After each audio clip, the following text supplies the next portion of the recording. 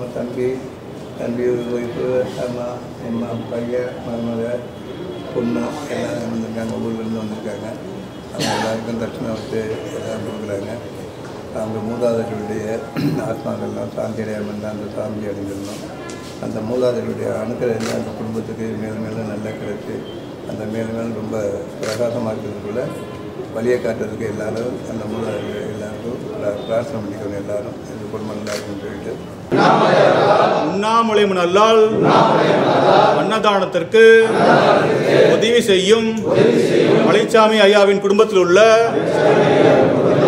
அனைவரது அறியாது சேர்ந்த சர்வ தோஷங்கள் நீங்கி சர்வ ரோகங்கள் நீங்கி தோஷங்கள் நீங்கி அவரது வாழ்க்கையில் தனம் தானியம் சந்தானம் ஜெயம் தைரியம் பலம் ராஜ்யம் வாகனம் ஆகிய அஷ்ட ஐஸ்வர்யங்கள் பெற்று சம்பூர்ண ஆரோக்கியம் பெற்று புத்திர பாக்கியம் பெற்று அவளது வாழ்க்கையில் எல்லா நலமும் வளமும் பெற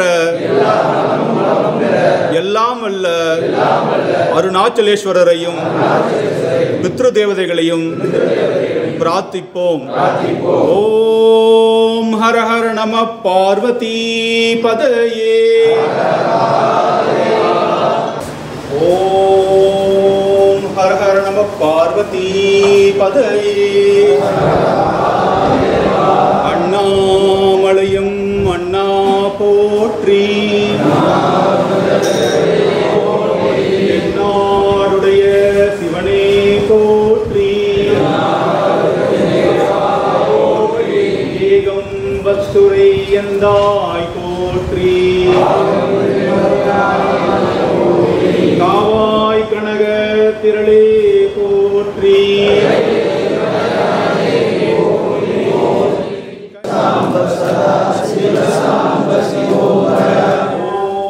ஓம் ஹர ஹர நம பார்வதி பதயே.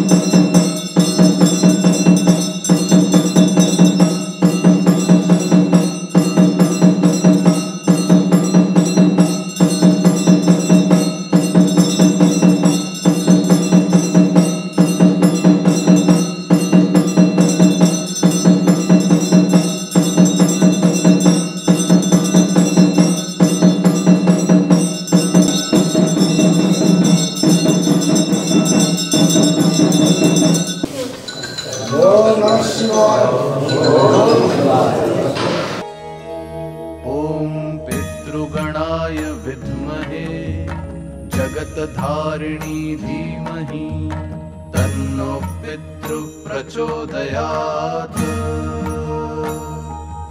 ओम पितृगणाय विद्महे जगतधारिणी धीमहि तन्नो पितृ प्रचोदयात्। ओम पितृगणाय विद्महे जगतधारिणी धीमहि तन्नो पितृ प्रचोदयात्। ओम पितृगणाय विद्महे जगतधारिणी धीमहि तन्नो पितृ प्रचोदयात्। ओम पितृगणाय विद्महे जगतधारिणी धीमहि तन्नो पितृ प्रचोदयात्। ओम पितृगणाय विद्महे जगतधारिणी धीमहि तन्नो पितृ प्रचोदयात्।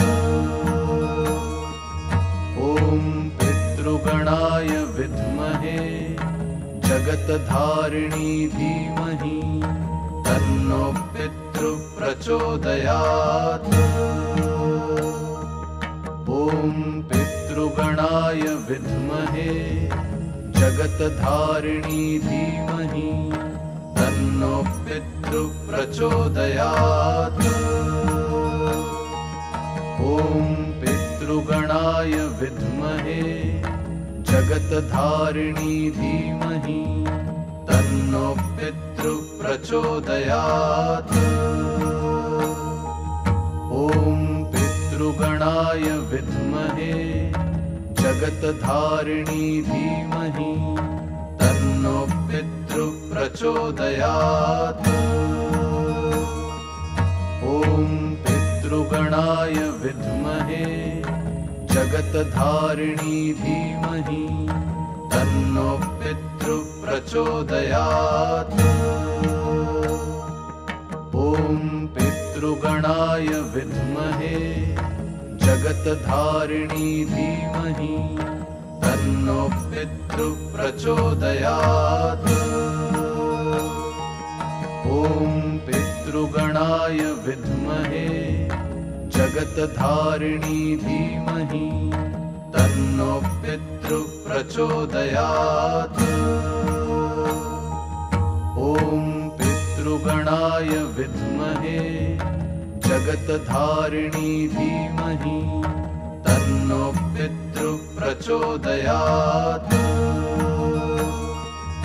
ॐ पितृगणाय विद्महे जगत्धारिणी धीमहि तन्नो पितृप्रचोदयात् ॐ पितृगणाय विद्महे जगत्धारिणी धीमहि तन्नो पितृप्रचोदयात् ॐ पितृगणाय विद्महे जगत्धारिणी धीमहि तन्नो पितृप्रचोदयात् ॐ पितृगणाय विद्महे जगत्धारिणी धीमहि तन्नो पितृप्रचोदयात् ॐ पितृगणाय विद्महे जगत्धारिणी धीमहि तन्नो पितृप्रचोदयात्।